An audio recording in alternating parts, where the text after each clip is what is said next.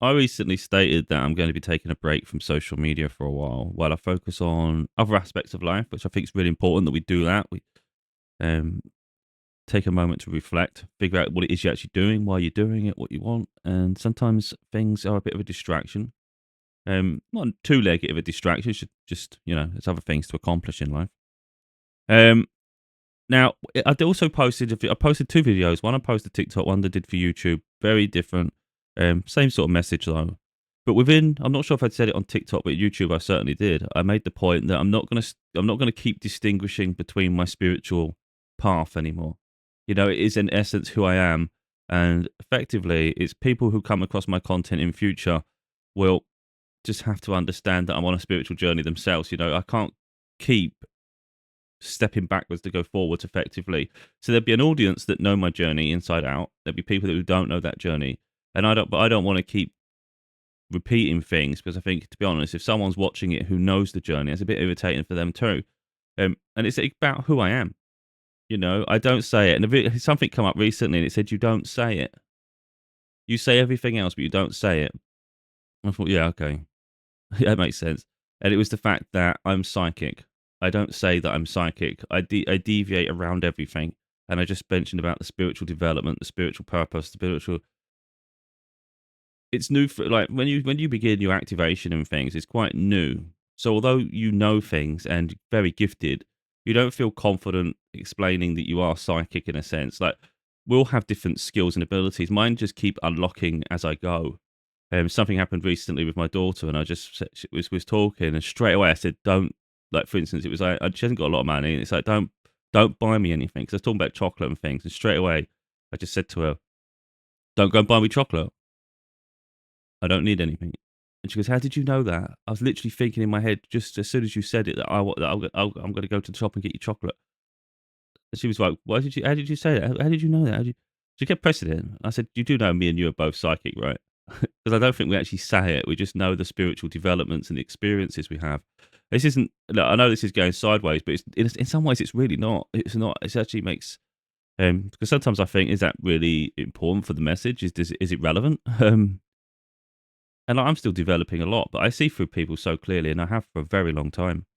Um, if anyone watches my A Star Is Born series on YouTube specifically, you'll see all the way through this. The signs I get from spirit source are remarkable. At the moment, I'm seeing 144 an awful lot, like a lot on videos, and it's getting crazy.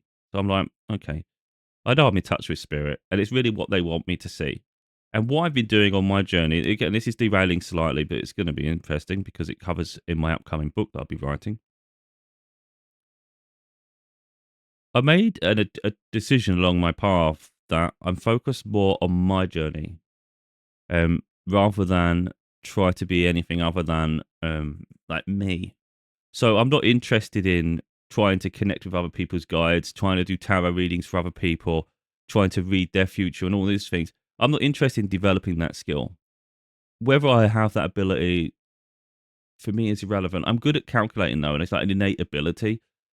And I just assume that other people can do it. So, like for instance, in workplaces, I'd always say this person I can see through this person's behavior. For instance, they're going to be like this. They're going to go say this to this person, and they're not going to mean it, and they're going to, and then they're going to come back and they'll be all smiles to you, and it's going to be, and I can see the whole pattern of what's going to happen with these people, and I just thought everybody could see that. It's just obvious. Um, but it's a gift, but it's not something you can just turn off and on. It's not like someone can just say, "Oh, tell me my future. Tell me what's this." It's like that's not necessarily my gift though. It's like I'm not here to sort of like play to someone's drum. It's like I'm just here to develop my own gifts and what spirit needs. So effectively, I have my spirit guides, and they'll give me the information I need as and when I need it. Um, and it's not for me to abuse that. If they want me to know something, I'll know it. If not, then it's not my business. And that's how I am. So anyway, I know we've deviated quite a bit here, but again, my upcoming book is the spiritual book. I've got other books in development, but that's the spiritual book. So, for instance, this was my first spiritual book, Losing Mind to Find Your Soul. It was my first activation, my beginning parts of really me doing tarot and all sorts. I absolutely love this book. But the book I'm currently writing is the follow up. So that's gonna be pretty cool. I have two spiritual books, which is great. But I don't just have spiritual books. I have I've got a filter going to try and remove the background a little bit. But anyway, it's blue. Find your peace to save your soul, and that's personal growth and development. That's nothing to do with spirituality. And that's the thing. My books have always been separated, and there's still upcoming books that are separated, but it's not always going to be the case at all. So personally, I'm someone who is ambitious, but I do like to just enjoy myself really and um, treat myself to things that I think will make me happy. But there's also a balance between those two things. It's not always about those vices and distractions. So I'm a very serious person as well. And I recently spoke about this I bought, and I spoke about it quite a lot. I've done some video content on my other channel because I've got a gaming channel and things where I share my physical media. Um, I've got sort of emulators running on that's got literally most games from the past. It's incredible, even up to the Switch. I've got like 50 Switch games on there. I think 50 or 60 Switch games. It's incredible. And yeah, I've decided I'm going to sell it. I've had it a couple of weeks now, 2 or 3 weeks. No, yeah, about maybe 3 weeks or so. I've had it now, and I love it. I think it's great, but I'm selling it. Um, I'm not really making a profit on it either. I've got a good price, but I've listed it. It's going to be sold similar price to what I paid. So you might think, why would you sell it if you like it? Because it's a distraction, and I'm aware of the distraction that it causes, and it's not worth it. And that's just a self awareness of myself. So when I bought it, I asked Spirit about whether I should buy that or not because it was pushing me financially, but it was a great opportunity. And again, I get signs and messages directly to me. It's not something to validate. I just know. And they said yes, as long as it doesn't get in the way of your book. And it's like, because before that, recently, I'd said, "What do you need from me?" And they said, "They need you to get on with your next book." That's the priority right now. And they were like, "You can keep that as long as it doesn't affect your book." Effectively, Spirit will make you get rid of things if need be. But I'm aware, and it's not that I don't feel like I'm being pushed to sell it. It's more an awareness of self that I need to prioritize because it is a distraction as hell. Like I've got my other gaming setup, my like gaming laptop, which is like my gaming PC. It's hooked up to an ultra wide monitor. And in all honesty, I haven't really been using it. I've been too busy trying to tinker with the handheld. But I'm noticing it's taking up more of my time than I want. It starts to affect other areas of your life, and it's so trivial, but it makes a massive difference. Like I like reading, and I do find it really peaceful. And I've got a lot of book series that I was really enjoying before I bought that, and I had more of a balance to my life. I was actually sitting and reading for a little bit for periods. I'd focus on my writing projects. I'd like watching some TV shows and movies. It's just more of a round balance to my day and my lifestyle. And it's crazy how one item can just derail you completely because what it does, I've spoken in the past, I have the tendency to have an addiction towards gaming, but it doesn't mean gaming makes me happier though. That's the thing. Like, I've gamed my whole life, so sometimes it's habits. You got used to it. It doesn't mean you don't have fun when you enjoy it. When you play it, for instance, it doesn't mean you're not enjoying yourself because it does, but it actually keeps you a lot of your time. But then it doesn't mean I enjoy it any more than other things. So, for instance, I could sit there for a long time on that and tinkering all sorts, and just time gets away. And then you just sit on the sofa to watch a film or TV show. You go, "Oh, I like this. It's peaceful. It's literally peaceful." So then why aren't you doing it so much? And again, I'm ambitious. And one thing I do to myself, I prepare I share everything to help other people have a reflection upon their life. It's not to say mirror me, it's just reflect. Just think. The same way I do. I analyze. And if I have to remove something, even if I like it, then I'll do that because it's better, it's for my betterment. So I propel myself far into the future. And I think if you was wealthy, and I think it's a really important thing to be, because if you want to be successful, how are you going to get there? And what is it going to be like?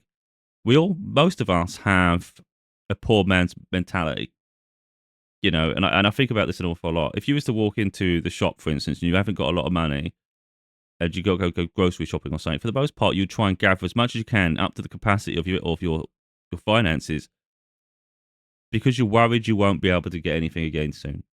So effectively, you buy things that maybe you don't need, things that are maybe going to go out of date. I have things like this happen all the time. So you end up throwing food away because it expired too soon, and you really just thought you needed it all, but it wasn't practical. You didn't get what you needed as you need it. Now, a wealthy person, and I'm only doing it by assumptions, but you see it a lot. A wealthy person goes into the store and they just buy what they need. They don't overindulge. Maybe so you see a poor family go into the shop and they'll just go and buy everything. You see a wealthy person, they'll go up to the meal deal, they'll buy himself a sandwich, a packet of crisps, and a drink. It's very controlled. Their day's very controlled. They only get what they actually need for the most part. Of course, they're probably stocked up at home anyway. So I think it's a bit irrelevant. I think the idea stands that they don't go mental, even though they can. They don't. So I think of myself, if you had a really nice home and you had the luxury to be free, to do what you want when you want, I've always imagined myself, especially at the beginning stages of a journey, you think, well, if I can buy all this, I'm a gamer. What a gaming setup I could have. That'd be so cool. That'd be so cool. But to be honest, I feel like I'm not far away from living that lifestyle. It seems crazy saying that in my circumstance, but I've put the work in and I've no doubt that I can achieve those goals. So if I put myself in a situation like that, where wealth isn't a problem, I have luxury, I have the choice to do what I want when I want. What would I have around me? What sort of things would I enjoy doing? And I recognize that gaming wouldn't be a big vice for me. I recognize the distraction it causes. And if I got there, if I get to that lifestyle, to be honest, based on the hard work I put in, I'd want to be able to sustain that and not lose everything. You know, these distractions, they can be really detrimental to your, not just your mental health. There's a balance. It can be good and it can be bad. But it can derail so much progress. It's unreal. It's literally unreal. A lot of people, I think, when they get top of their mountain, they just stop. And I'm not someone that ever wants to stop. I'm just always relentless. So I recognize, let's say you got to the top of your mountain, you finally got your luxury, you've decided to invest heavily in gaming, even though you know it's an addiction and it could throw you off and slow you down. Now all of a sudden you get to do that, but now you like maybe not answering phone calls, maybe you're missing opportunities. All of a sudden you think, you know what, I can do what I want. But you just let life starts to pass you by. It's not doing you the service that you thought it was. It was healing for a period of your life when you needed it, and if tempered, can be great. But for me, it just distracts me, and it's just not good. So I'm pushing away from gaming so much. Again, still have my main setup if I choose to sit and chill out. I'm not doing it so much. I've got bigger aspirations. I would much rather just create my next book. I would much rather release that and build a legacy. And I just think that's more important. Um, I like collecting things. So I've been collecting physical media, like I've shown people. I'm collecting a lot of VHS tapes at the moment. Up to a point, I can't just hold them. It gets out of control. There's nowhere to put them. And VHS tapes compared to DVD and Blu-ray are bulky. So really, it's about getting your favorite ones from the past and ones that are a bit rare that aren't on other physical media. But I've been enjoying that. And I see people with their gaming collections. And again, to each their own. But I would much rather have a movie collection than a video game collection. And fortunately, I think that's positive for me because of my lifestyle. It makes me far more comfortable. So if that was a gaming collection, for instance, it would make me awfully stressed. And that's just awareness of self. I would feel compelled to play the games because I've amassed them and they're just sitting there to waste. I would always feel compelled to use them. And the trouble with gaming is it's time consuming. You pick up a game doesn't tend to last the set length of a movie. It goes on and on and on and on. And it isolates you. Whereas I find like movies and things are more of a community thing. You can enjoy it, but also if there's company, you can all enjoy it. So it's not a case of you have to lock yourself away. Now, this isn't me saying get away from gaming. Gaming's terrible. It's just I'm just showing people a window into my mindset and how the sacrifices I make, although perhaps doesn't seem like a big sacrifice, in some ways it is. It's a huge lifestyle a decision because I just want better for my life and I want to enjoy other aspects of life. For me, that's just not the be all and end all. If I had resources, for instance, and I think this is the part we have to take awareness from. Let's say you had £2,000, not a huge amount of money, but big enough for most of us. So what would we do with it? Inherently, my first things to do are look for technology. It always is. It's always the next gadget. And inherently, it never fulfills me. It rarely has it. So if I go back through my history, for instance, I'll see I bought something, sold it, bought something, returned it, bought something, returned it, bought something, sold it, because it didn't fulfill me in the way I thought it would. It gets obsessive with me. Like, I really want it, and I get resentful that I can't have it. Like, why can't I have nice things? Then I finally get it, and I'm like, well, your lifestyle was this. Like, you was doing this with your days. You was balanced. There's only so many hours in a day. Now that's going to push something else out, and that's when I start getting disrupted. And I'm like, but it's only after like after a little pattern, you go, wait a minute. I was like, for instance, it pushes out my reading, and yet reading I find relaxing.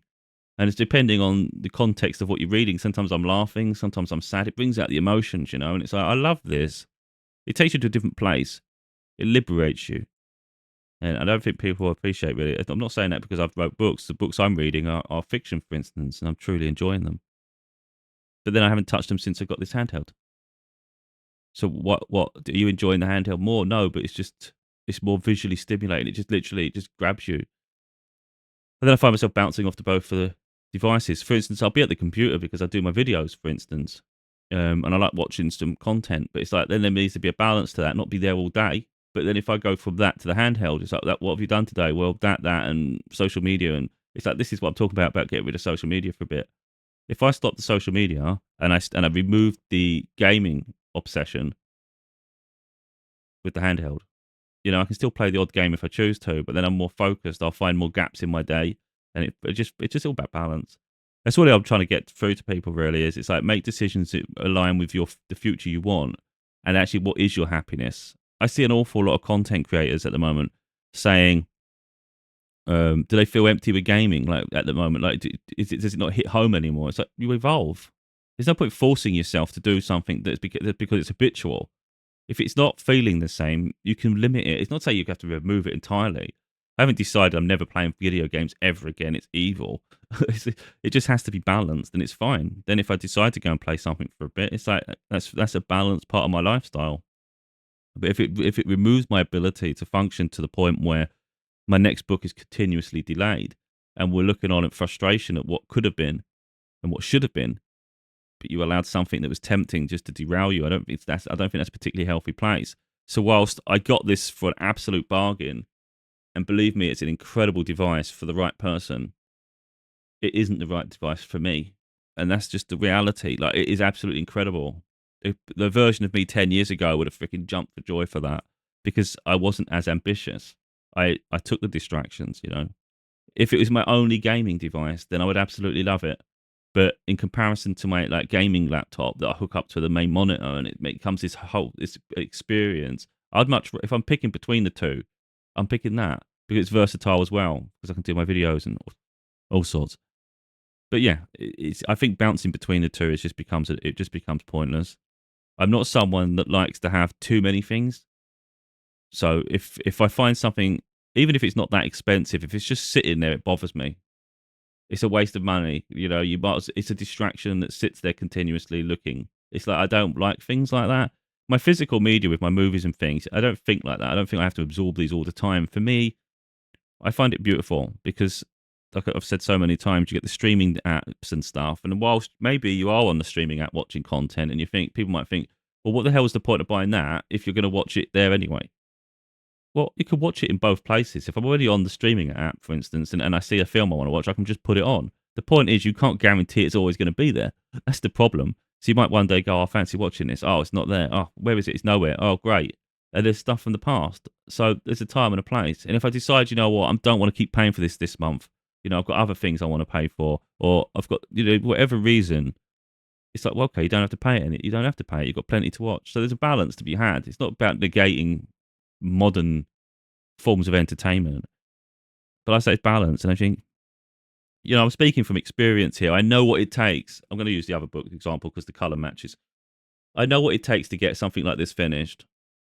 And if you think about completing a video game, and I know what it's like. And I'm not saying you can never play video games, but it's balance. If you recognize an addiction, is stem it because that will destroy your life. It'll push away relationships, and it derails you. And it's just understanding who you are. You've got to be. It's about being realistic, and that's what I am. I'm always self-analyzing. Always. I don't know if people are aware of it. I think they probably are, and that's what I do. So some people I've met and they think, oh, you're always changing your mind. You never keep anything. Like when I was working and I made a lot of money, I kept buying things, and they thought I was crazy. Keep returning things, and it wasn't that. It was I was just testing things. I was like, oh, I don't know, that's not good. That's not good for me. That's not good for me. That's not good for me. And it's like I'm recognizing more and more that I don't need I don't need physical things. It's nice to have those things, but they never fulfill me.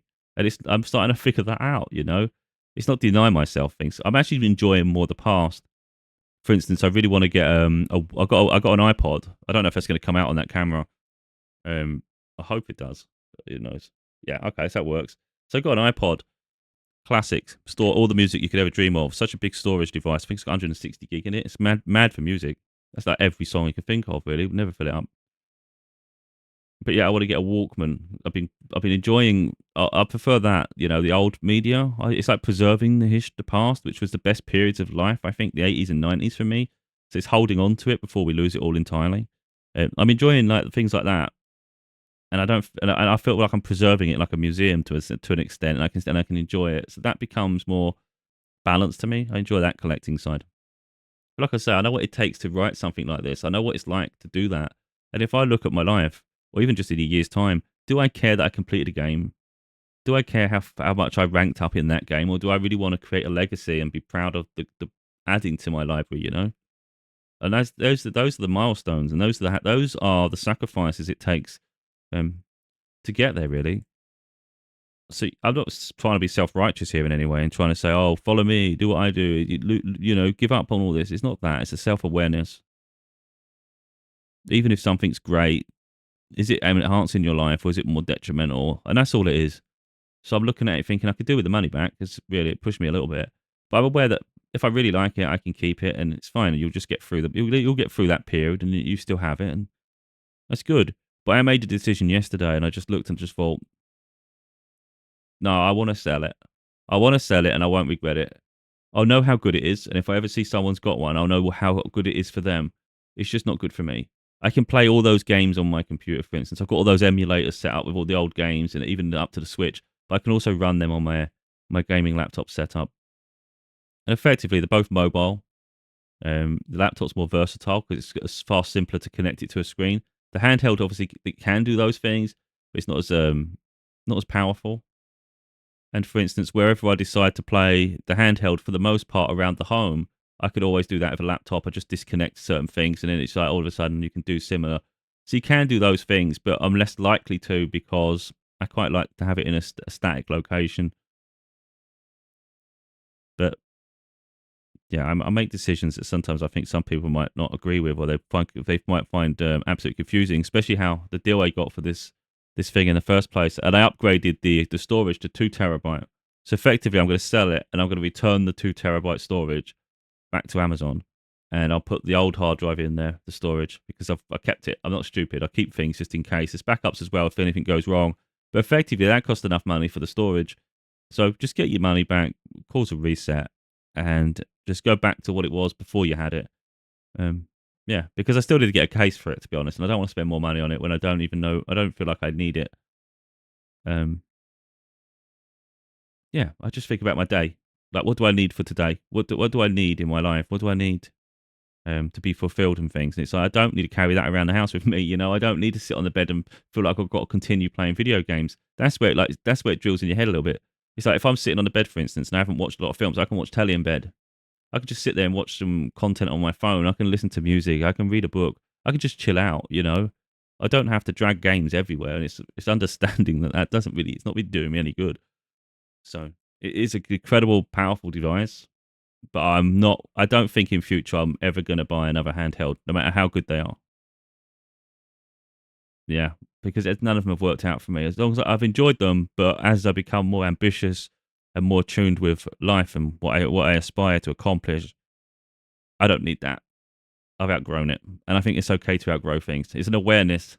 I think what we do, we especially gamers, we attach to a feeling of the past and nostalgic, and just it's weird. But I see it as well. People with people the previous generation, with people who, like I say, they're finding it hard to reconnect with games. So they turn their systems on and things, and they don't know what to do. And it's like, yeah, because you're continuing to force yourself to live the life that, a repeated narrative.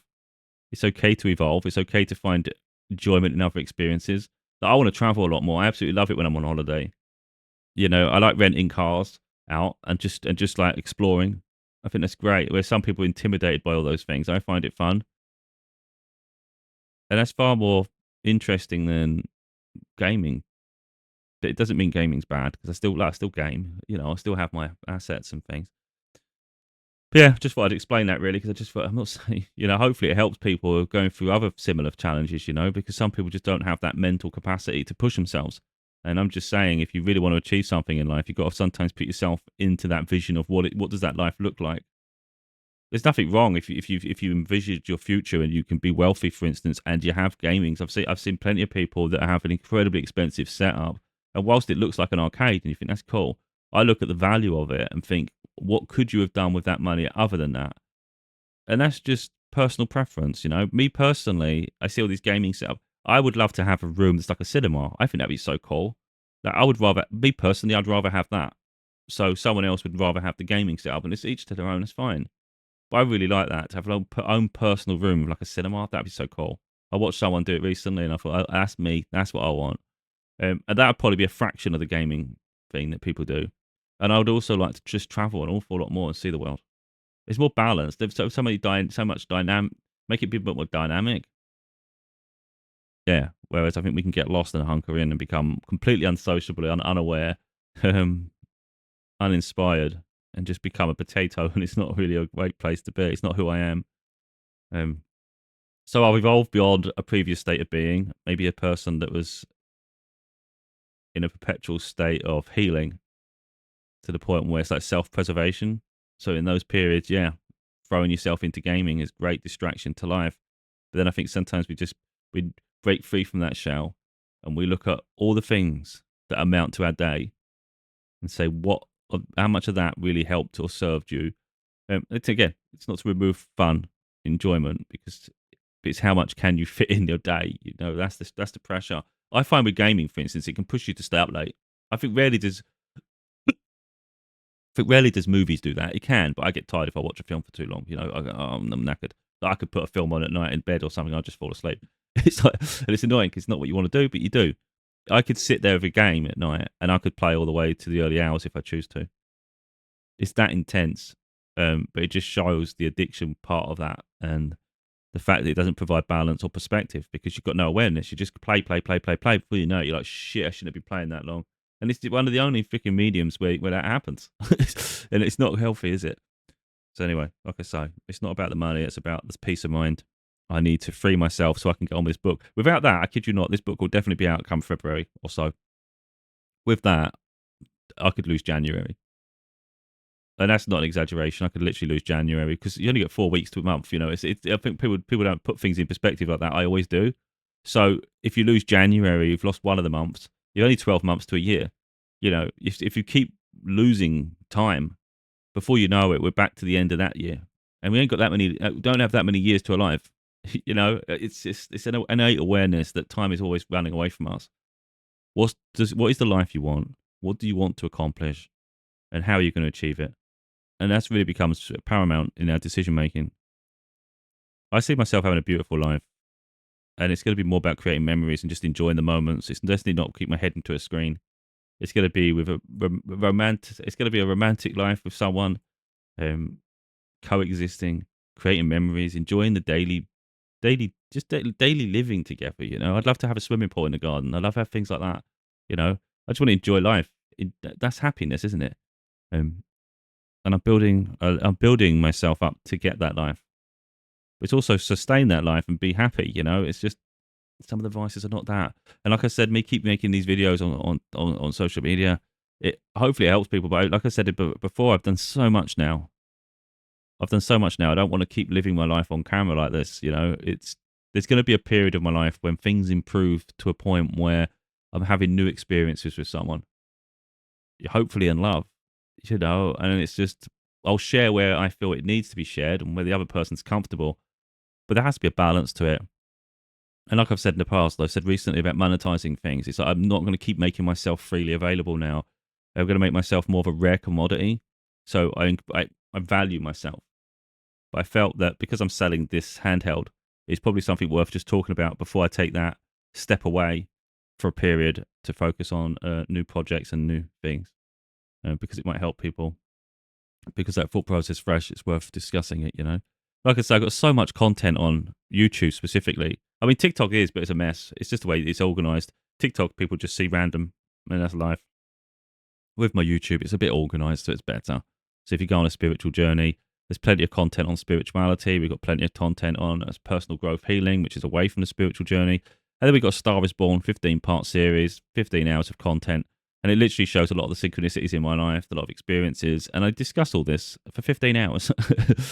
So it's like I say with my book, Losing Mind to Find Your Soul. I think anybody reading this book, you will, by the end of this book, I have no doubt you will, your mindset would have changed to be more open minded, and you start opening that connection to spirit source, and your life will change for the better.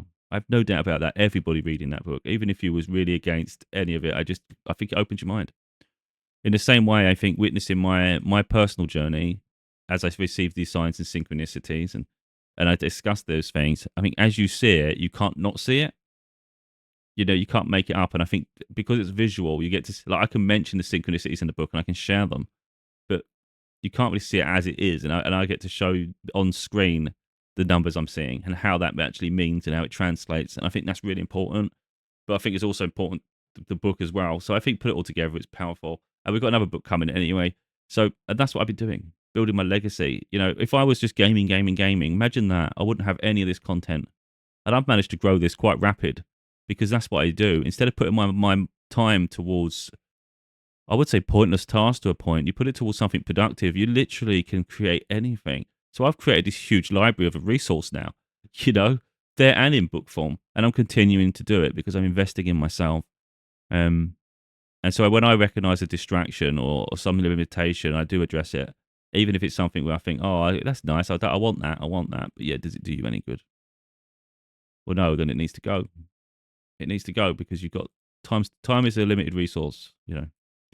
Anyway, I'm not going to ramble anymore. I've gone way too long at 30 minutes. Hopefully it's been helpful somehow. Not sure.